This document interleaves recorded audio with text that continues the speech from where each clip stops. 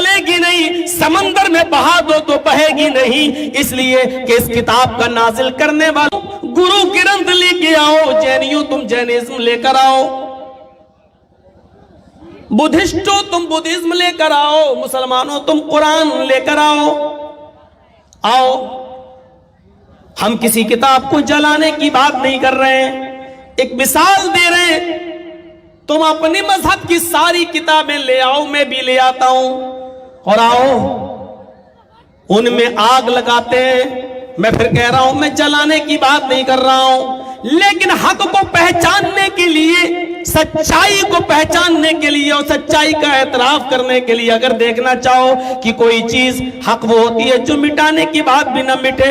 آؤ ایک بار ایسا کر کے دیکھ لو، ساری کتابوں میں آگ لگا دو، ساری کتابیں جلا دو، اس کے بعد دیکھتے ہیں کون سی کتاب باقی رہتی ہے، کون سی کتاب بچتی ہے۔ تورات کا نسخہ باقی نہیں، یہودی دوبارہ تورات نہیں لکھ سکتا، انجیل کا نسخہ باقی نہیں، عیسائی دوبارہ انجیل نہیں لکھ سکتا، ویدانت کا نسخہ موجود نہیں، ویدانت ہندو بھائی دوبارہ وید نہیں لکھ سکتے، اور جینی لوگ جینزم نہیں لکھ سکتے، بدھسٹ لوگ بدھزم نہیں لکھ سکتے، اور اسی طرح سکھ لوگ گرو نانک کی گرو گرنتھ نہیں لکھ سکتے۔ آؤ اور مسلمانوں سے پوچھو کہ تم نے بھی تو اب قرآن جلا دیا، سارا نسخہ جل گیا ہے، اب بتاؤ تمہارے پاس بھی تو کتاب نہ رہی، 10 سال کا، 11 سال کا، 12 سال کا حافظ قرآن اٹھے گا، سینے میں جس کے دل میں محفوظ ہے وہ اٹھے گا اور الحمدللہ کی الف سے شروع کرے گا، الف لام میم کے الف سے شروع کرے گا اور والناس تک پڑھ ڈالے گا اور چیخ چیخ کر کہے گا یہ کتاب مٹنے والی نہیں ہے، جلاؤ تو جلے گی نہیں، سمندر میں بہا دو تو بہے گی نہیں، اس لیے کہ اس کتاب کا نازل کرنے والا انسان نہیں ہے، اس کتاب کو بنانے والا انسان نہیں ہے، اس کتاب کا رچیتا اور رچنا کار کوئی انسان نہیں ہے۔ وہ بچہ چیخ چیخ کر کہے گا انا نحن نزلنا الذکر وانا لہ لحافظون، یہ قرآن تو اللہ کی طرف سے نازل کی ہوئی کتاب ہے اور اللہ نے وعدہ کیا اس کتاب کی حفاظت ہم ہی کریں گے، قیامت کی صبح تک اس قرآن کی حفاظت ہوگی۔ اس لیے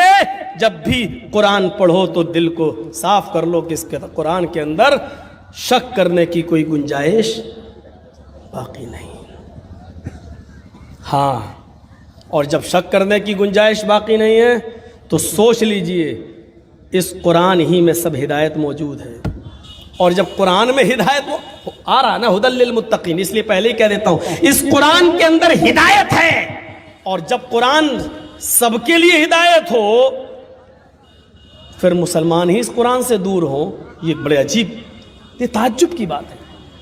جو قرآن ڈنکے کی چوٹ پر اعلان کرتا ہو شہر رمضان الذی انزل فیہ القرآن ھدی للناس وبینات من الھدی والفرقان، یہ قرآن جو اللہ رمضان کے مہینے میں نازل ہوا، کس مہینے میں؟ رمضان کے، بابرکت ہے رمضان کا مہینہ، جس مہینے میں قرآن نازل کیا گیا ہے، ھدی للناس، سارے لوگوں کے لیے ہدایت ہے، یا ھدی للمؤمنین نہیں کہا گیا، ھدی للمسلمین نہیں کہا گیا، ھدی للناس، سارے لوگوں کے لیے۔ جو قرآن یہودیوں کے لیے ہدایت، عیسائیوں کے لیے ہدایت، ہندو بھائیوں کے لیے ہدایت، جینیوں کے لیے ہدایت، بدھسٹوں کے لیے ہدایت، یہ قرآن جو دنیا کے تمام مذاہب کے ماننے والوں کے لیے ہدایت بن کر آیا ہے، لیکن افسوس یہ ہے کہ یہ قرآن جس قوم کے پاس ہے، جس امت کے پاس ہے، آج وہی فرقوں میں بٹی ہوئی ہے، آج وہی اختلافات کا شکار ہے، آج وہی ایک دوسرے کے پیچھے نماز پڑھنے کے لیے تیار نہیں ہے، آج وہی قوم سب سے زیادہ قرآن سے دور ہے اور وہی ہدایت نہیں لے رہی ہے۔ یہ قرآن تو یہودی اور عیسائیوں کے لیے جب ہدایت ہے، غیر مسلموں کے لیے ہدایت ہے، تو پھر ہم مسلمانوں کے لیے ہدایت کیوں نہیں ہے؟ لیکن ہم نے اس قرآن کریم سے ہدایت نہیں لی، ہم نے پڑھنا چھوڑ دیا ہے، بلکہ اس کو سمجھنا چھوڑ دیا ہے، بلکہ اس کو پڑھنے اور لکھنے اور سمجھنے کی ذمہ داری صرف مولویوں تک محدود کر دی ہے۔ مولویوں نے بھی اس ذمہ داری کو 4 اماموں تک محدود کر دیا ہے کہ ہم بھی اس کو نہیں سمجھ پائیں گے. اس کی صحیح تعلیم اور اس کا صحیح علم تو ان 4 ہی بزرگوں نے سمجھا ہے. ابو حنیفہ نے، امام شافعی نے، امام مالک نے، امام احمد ابن حنبل نے. تو پھر میرے بھائیوں، جو قرآن ساری دنیا کے لوگوں کے لیے ہدایت ہو، اس کو صرف 4 لوگوں میں بانٹ دینا اور مسلمانوں کو یہ کہہ دینا کہ یہ تمہارے سمجھنے کی چیز نہیں ہے، اس سے بڑا اس کتاب کے اوپر ظلم کیا ہوگا، اس سے بڑا اس کتاب قرآن کے اوپر ظلم اور کیا ہوگا. میرے پیارے ساتھیوں، یہ قرآن اعلان کر رہا ہے، او لوگوں، اس قرآن کو جب ڈاکٹر امبیڈکر نے پڑھا تو وہ بھی اسلام لانے کے لیے تیار ہو گئے. اس قرآن کو بھوپال کے ڈاکٹر شیو شکتی سروپ نے جب پڑھا تو وہ اسلام لے آئے.